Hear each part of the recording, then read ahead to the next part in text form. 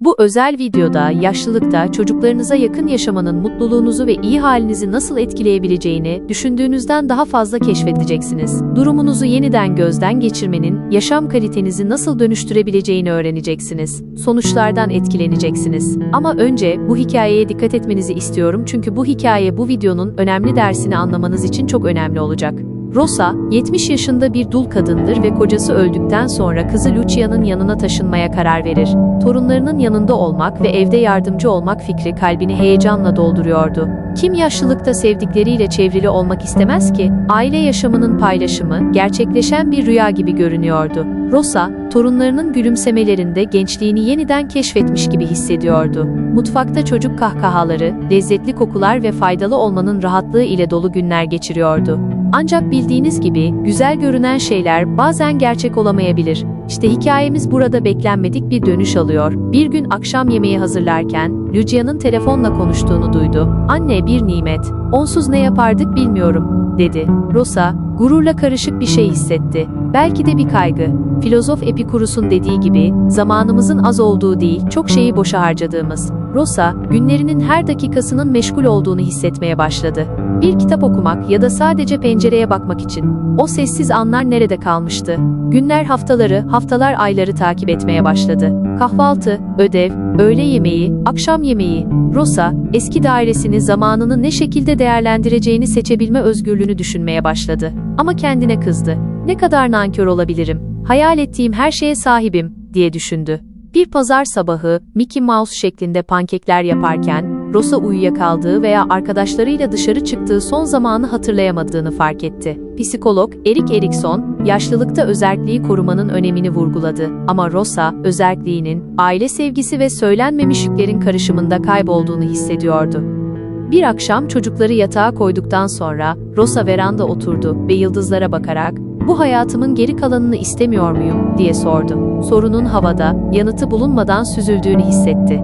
Rosa, günlük rutininde ince değişiklikler fark etmeye başladı. İlk başta torunlarına bakmak için gittiği ziyaretler, birdenbire sürekli bir sorumluluğa dönüştü. Bebek bezleri değiştirmek, mamalar hazırlamak ve enerji dolu küçükleri kovalamak zorunda kaldı. Kulağa tanıdık geliyor mu? Yalnız değilsiniz. Epikurus'un dediği gibi, zaman durmaz ve hayat da öyle. Rosa, bu sözlerin doğruluğunu daha fazla hissetmeye başladı. Bir zamanlar sosyal etkinliklerle dolu olan günleri, şimdi çocukların ihtiyaçlarıyla tamamen meşguldü. Ama en ilginç olanı, Rosa'nın bu duruma şikayet etmemesiydi. Birçok büyükanne gibi, aileye yardım etmenin bir görevi olduğunu hissetti. Ancak yorgunluk birikmeye başladı ve onun açıklayamadığı bir kaybetme hissi doğdu. İşte burada, ünlü büyükanne köleliği sendromu devreye giriyor. Hayır, bu yeni bir Netflix dizisinin adı değil, ama olabilirdi. Bu terim, Dr. Antonio Guaro tarafından, büyükannelerin ücretsiz bakım rolü üstlendiklerinde yaşadıkları duygusal ve fiziksel yükü tanımlamak için kullanılıyor.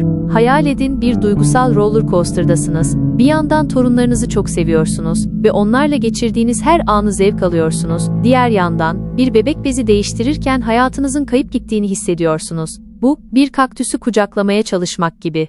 Güzel ama acı verici. Çalışmalar, bu sendromun büyükannelerin ruh sağlığı üzerinde yıkıcı etkileri olabileceğini gösteriyor. Tanınmama, fiziksel yorgunluk ve kişisel özgürlüğün kaybı, depresyon ve anksiyete ile sonuçlanabilir. Sanki sonsuz bir maratonda koşuyorsunuz ama sonunda sizi bekleyen bir madalya yok.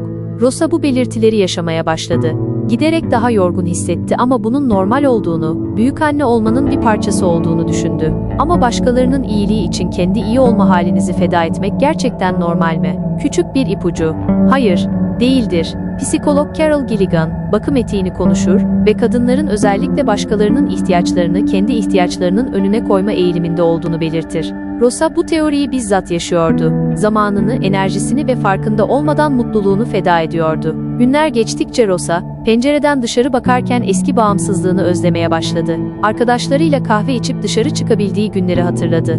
Artık bu çıkışlar ulaşılması imkansız bir lüks gibi görünüyordu. İronik, değil mi? Rosa, çocuklarına yakın olmak için taşındı ama şimdi her zamankinden daha yalnız hissediyordu. Yazar Paul Tourneure'in dediği gibi, yalnızlık aileyle başlar. Belki de haklıydı.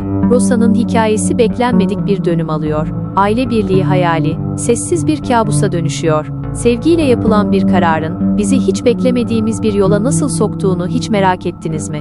Lucia, Rosa'nın kızı, bir gün mutfakta yemek hazırlarken içeri girdi. "Anne, çocukların soğan sevmediğini kaç kez söyledim. Neden her şeye soğan koymaya devam ediyorsun?" diye sordu. Eleştiri, Rosa'nın üzerine dökülen soğuk su gibi düştü. Bu olay yalnızca bir defalık bir durum değildi. Yavaş yavaş öneriler emir haline gelmeye başladı, tavsiyeler ise yakınmalara dönüştü. Rosa, alanının nasıl daraldığını ve sesinin nasıl kaybolduğunu hissetti. "Tanıdık, geliyor mu? Belki de benzer bir şey yaşadınız ya da tanıdıklarınız yaşadı."